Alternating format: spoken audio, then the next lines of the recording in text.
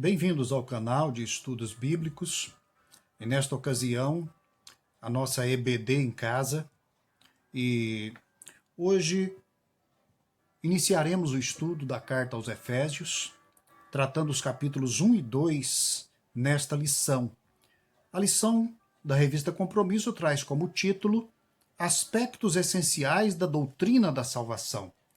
E o autor da lição, ele divide os dois capítulos, tomando como base o conceito da graça, a doutrina da graça.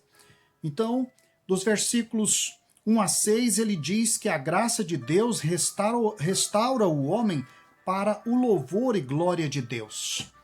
Verso 6, parte B, diz: para o louvor da glória da sua graça, que nos deu gratuitamente no amado. O segundo ponto que o autor trata chama-se: a graça de Deus restaura o homem, vivificando-o em Cristo Jesus. Efésios 2:1. Ele nos deu vida, estando vós mortos nas vossas transgressões e pecados. O terceiro ponto que o autor vai tratar fala sobre a graça de Deus que nos elegeu em Cristo para a salvação. Em Efésios 1:4, lemos: como também nos elegeu nele, antes da fundação do mundo, para sermos santos e irrepreensíveis diante dele em amor. O outro ponto que o autor trata: a graça de Deus se tornou eficaz por meio da redenção pelo sangue de Jesus. E cita Efésios 2, versículo 13. Mas agora, em Cristo Jesus, vós que antes estáveis longe, viestes para perto pelo sangue de Cristo.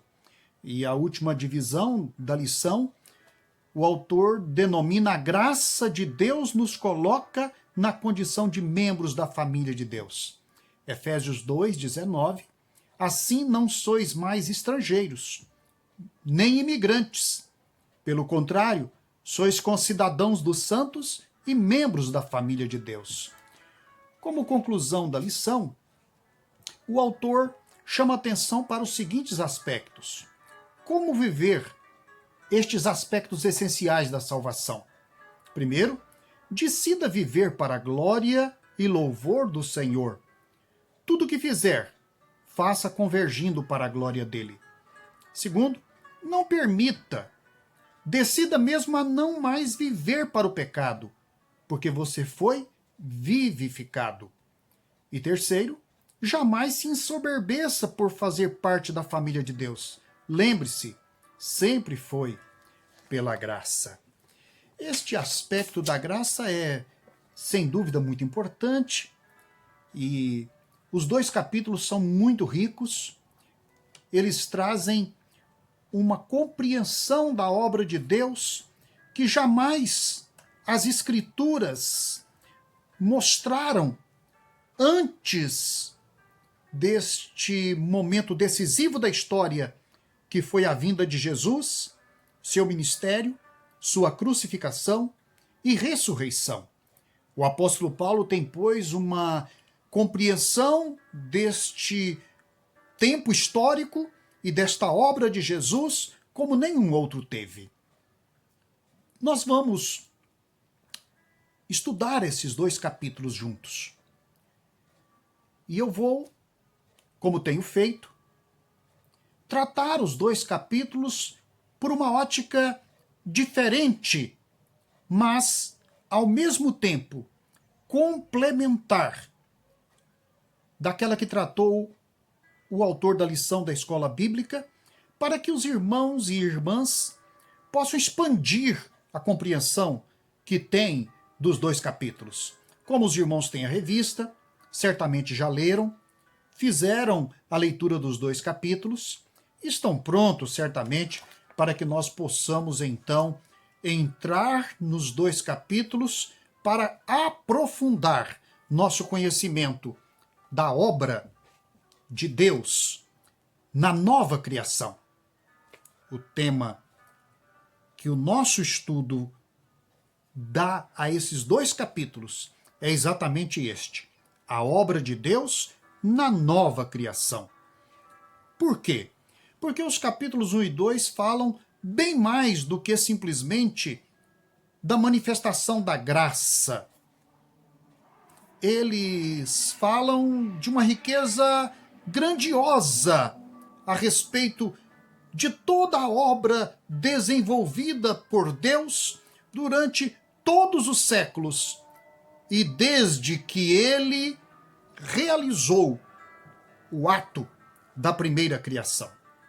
Pois bem, os capítulos 1 e 2, eles são capítulos quase que monoblocos. Eles não têm uma divisão rígida.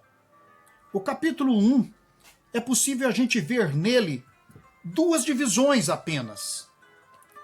Uma divisão que poderíamos chamar de doxologia.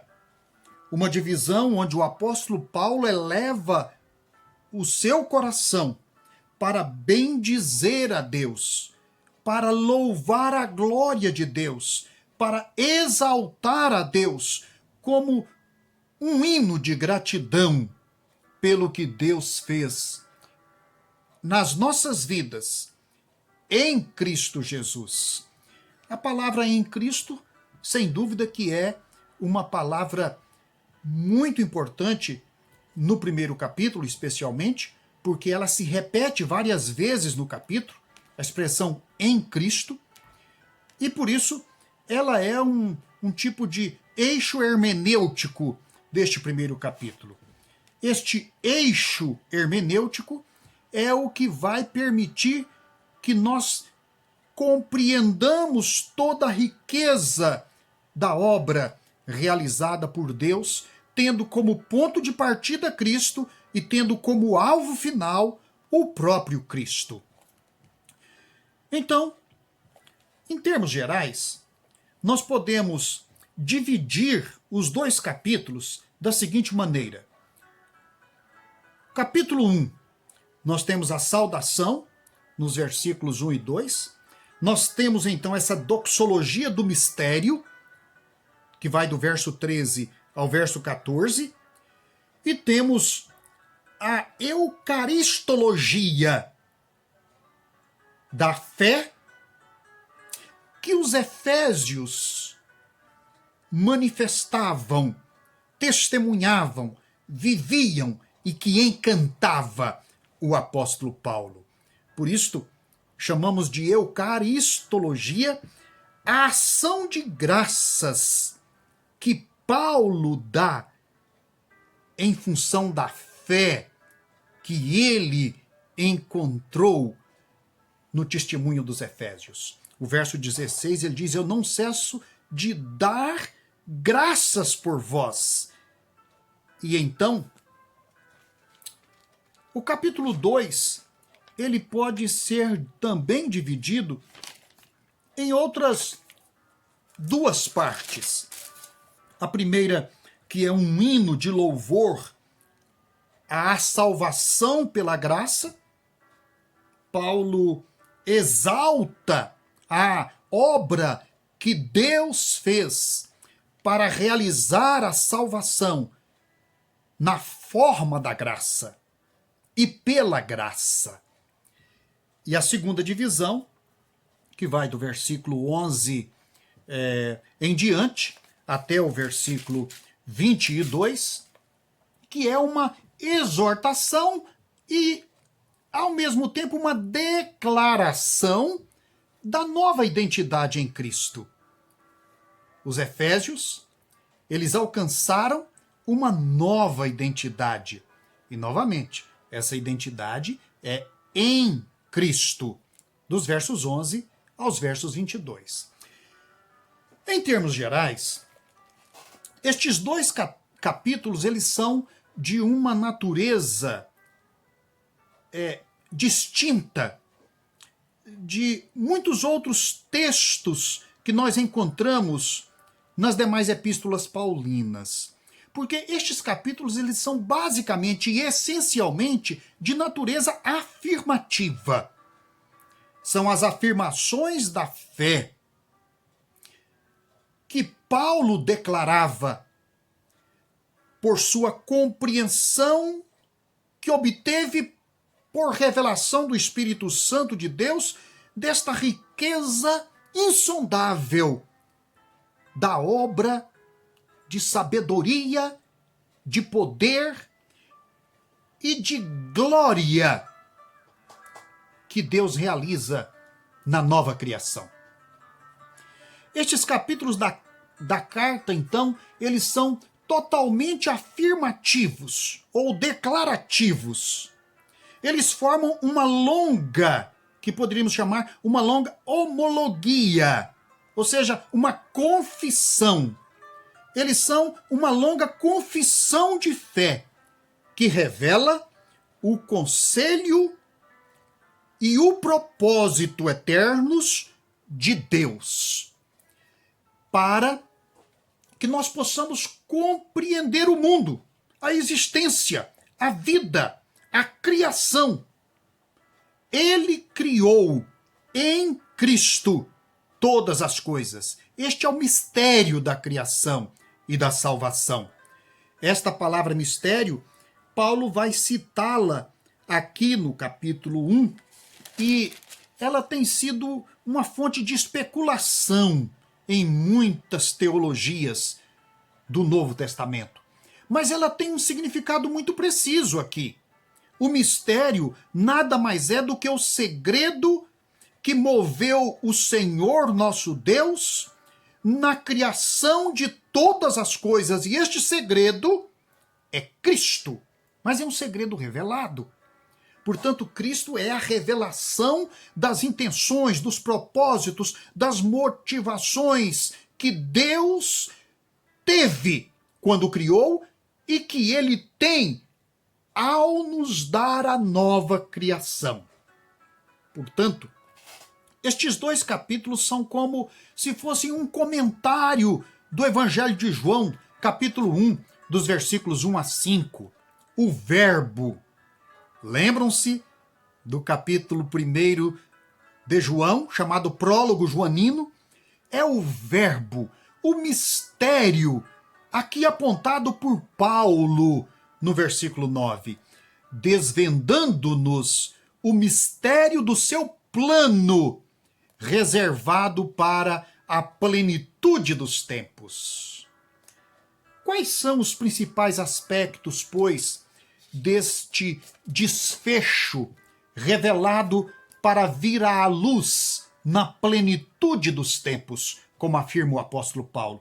Quais as afirmações de fé declaradas por Paulo e que se referem diretamente a nós, não apenas aos efésios, mas a nós? Primeiro, o plano de Deus sobre nós tem sua origem antes da fundação do mundo. Olha como que isso vem jogar luz sobre todo o processo da criação e todo o desenvolvimento envolvendo o homem e a história humana ao longo de toda esta história que vem desde a antiguidade até os nossos dias e caminhará para o seu fim, quando assim aprouver ao Deus sábio e eterno. A verdadeira criação não foi aquela que data da criação, mas é esta da encarnação de Cristo que traz a nova criação e realiza a nossa adoção nele para a vida eterna. Assim como nos escolheu nele, diz o versículo 4, antes da fundação do mundo, para sermos santos e irrepreensíveis perante ele, e em amor nos predestinou para ele para a adoção de filhos, por meio de Jesus Cristo, segundo o beneplácito da sua vontade. Pois a nova criação em Cristo é uma decisão anterior à velha criação. Isso coloca nas mãos de Deus a responsabilidade e todo o poder que emana dele como a causa primeira de toda a história da criação, da antiga e também da nova criação. Apesar de ser anterior, a nova criação presente, atual, de fato não abdica, nem despreza, nem desconsidera, nem anula a criação anterior. Pelo contrário, gera dela a nova criação e realiza nela a redenção dela, num verdadeiro mistério que comprova a sabedoria superior e eterna de Deus. A palavra-chave aqui para Paulo é tudo segundo o beneplácito da sua vontade. Ora, esta expressão se repete no verso 5, no verso 9, no verso 11, segundo o seu propósito, diz o apóstolo Paulo. Tudo que Deus fez está a realizar tem uma meta e um objetivo final que é benéfico para nós que estamos e esperamos em Cristo. O verso 12, a fim de sermos para o louvor da sua glória, nós, os que de antemão esperamos em Cristo. Deus está concretizando o propósito de uma criação totalmente incorporada em Cristo Jesus. Verso 10, Paulo afirma de fazer convergir nele, na dispensação da plenitude dos tempos, todas as coisas, tanto as do céu como as da terra. A palavra traduzida aqui por fazer convergir, de fato, literalmente ela significa reunir sobre uma única cabeça. Cristo, toda a humanidade redimida e a nova criação, céus e terra, segundo o versículo 10.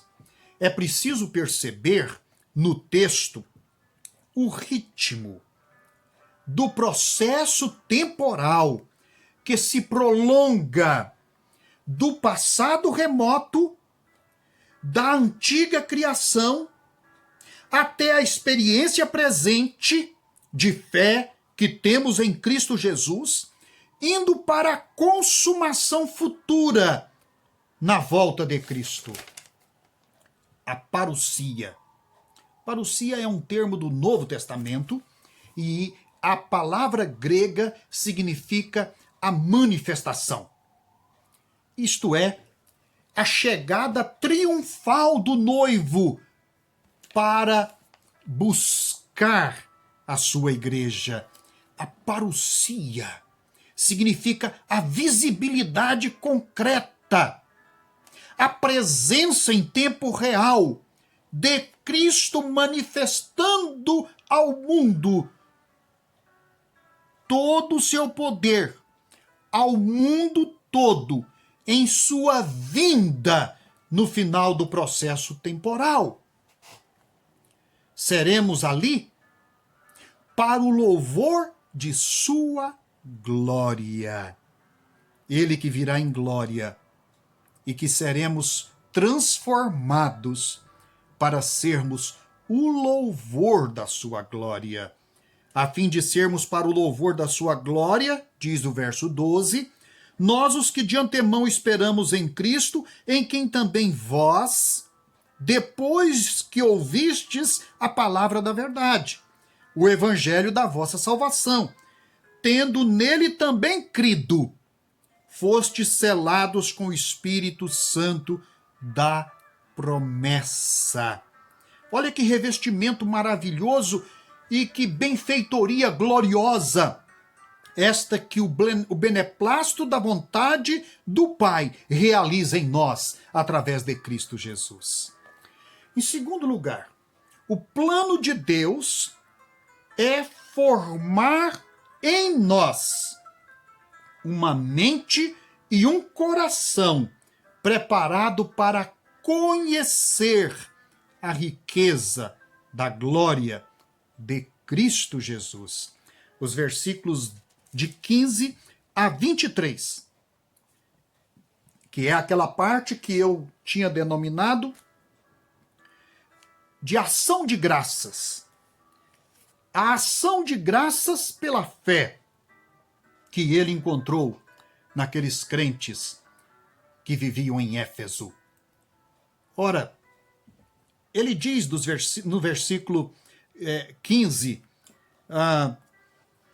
por isso também eu, tendo ouvido a fé que há entre vós no Senhor Jesus, e o amor para com todos os santos, não cesso de dar graças por vós, fazendo menção de vós em minhas orações. E o verso 17, para que o Deus de nosso Senhor Jesus Cristo, o Pai da glória, vos conceda espírito de sabedoria e de revelação no pleno conhecimento dele. Para isto, Paulo roga a Deus. Ele intercede para que Deus conceda sabedoria, revelação, verso 18, iluminação, aos olhos interiores, os olhos do coração, para entenderem, para que os crentes entendam 3 coisas. Primeiro, a razão da esperança da eleição e vocação de cada um. Em tudo há uma razão de ser. A razão da esperança em Cristo. Eleição e vocação de cada um de nós. Verso 18 diz, iluminados os olhos do vosso coração, para saberdes qual é a esperança do seu chamamento, da sua vocação, qual a riqueza da glória, da sua herança nos santos. Ora, isto é algo que Deus tem que produzir em nós. É Ele quem nos dá a capacidade de entender a razão da nossa esperança. É um conhecimento divino. É um conhecimento que existe desde antes da criação. Não é um conhecimento produzido pela nossa especulação. É um conhecimento que é resultado do poder e da graça e da misericórdia de Deus em nossas vidas. Como disse Jesus a Pedro, não foi a carne e o sangue quem tu revelou isto, mas o Espírito do meu Pai que está nos céus. Segunda coisa, compreender onde está e qual é a verdadeira riqueza da nossa herança.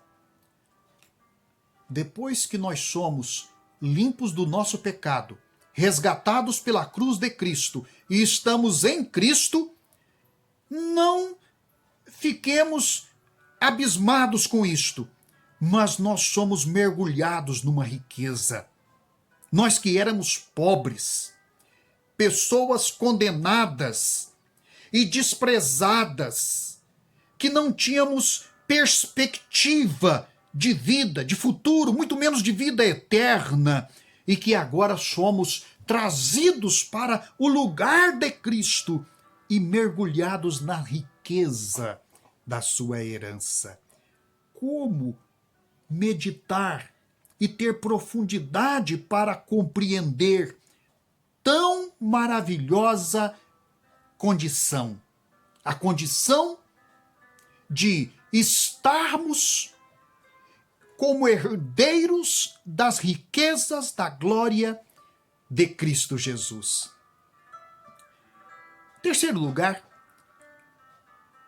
Paulo orava para que os efésios pudessem perceber a fonte absoluta da suprema grandeza de poder que está por trás da realidade. O versículo 19 diz: e qual a suprema grandeza do seu poder para com os que cremos, segundo a eficácia da força do seu poder.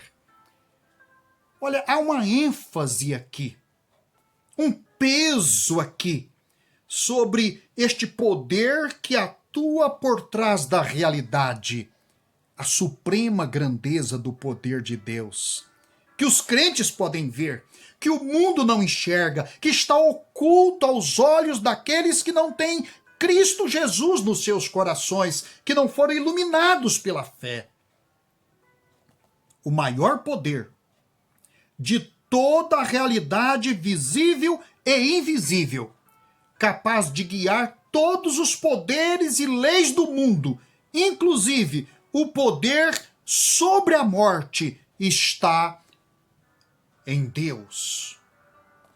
Versículos 20 a 23, Paulo diz: o qual exerceu ele em Cristo, ressuscitando-o dentre os mortos e fazendo-o sentar à sua direita nos lugares celestiais, acima de todo principado, potestade, poder, domínio, todo nome que possa referir-se não só no presente século, mas também no vindouro, e pôs todas as coisas debaixo dos seus pés, para ser ele o cabeça sobre todas as coisas, e o deu à igreja, a qual é o seu corpo, a plenitude daquele que tudo enche em todas as coisas. É Deus em Cristo Jesus, permeando, cercando, cobrindo, abraçando todas as coisas. A nós também. Nós estamos guardados debaixo desse poder maravilhoso. O seu poder de criar e conduzir o mundo criado com freios e rédeas onipotentes. Este